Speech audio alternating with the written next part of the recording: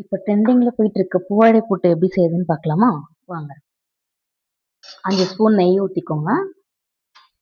1 cup ரவை எடுத்துக்கலாம். நம்ம இப்போ 1 கப்பில் செஞ்சு பார்க்கலாம். 1 கப் ரவை போட்டு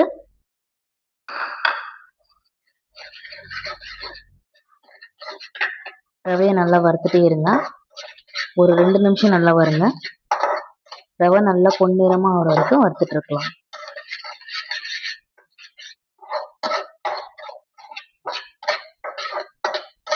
லோ ஃப்ளேமில் வச்சே வருங்க.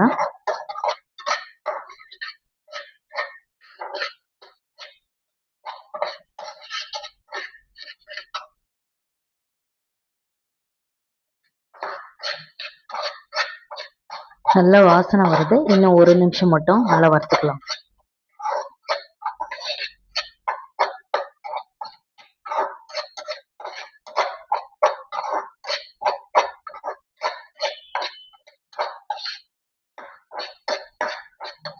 ஓகே, இப்போ கொஞ்சம் கலர் சேஞ்ச் ஆயிருக்கு. இப்போ நம்ம இறக்கிடலாம். இது கூட 1 கப் வெல்லம் சேர்த்துக்கலாம்.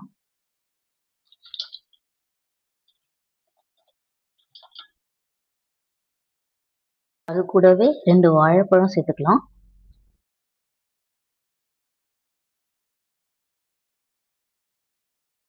இது கூடவே 1 கப் திருவன தேங்காய் சேர்த்துக்கலாம்.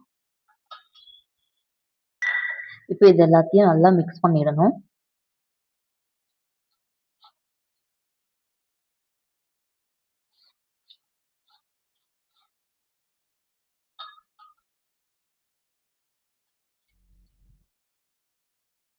மிக்ஸ் பண்ணி வச்சுருக்கோம். இந்த மாதிரி மிக்ஸ் பண்ணி வச்சதை இந்த மாதிரி சின்ன சின்ன வாழை இலையை கட் பண்ணி வச்சுக்கணும்.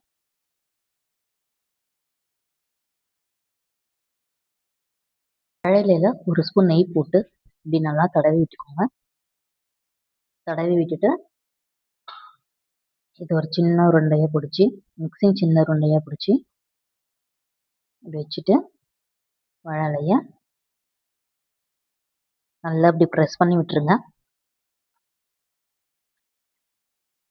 ப்ரெஸ் பண்ணிவிட்டு இதை எடுத்து ஒரு இட்லி குண்டா பாத்திரத்தில் வச்சிடலாம்.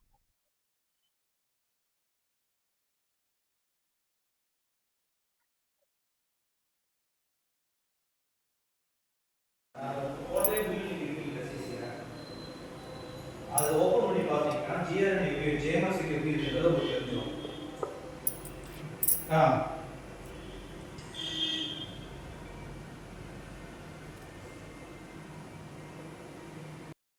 அவ்வளோதாங்க, பூவாழை போட்டு ரெடி ஆயிடுச்சு. நீங்களும் அந்த ரெசிபியை செஞ்சு பாருங்க. பார்த்துட்டு எப்படி இருக்குன்னு சொல்லுங்க. தேங்க்யூ.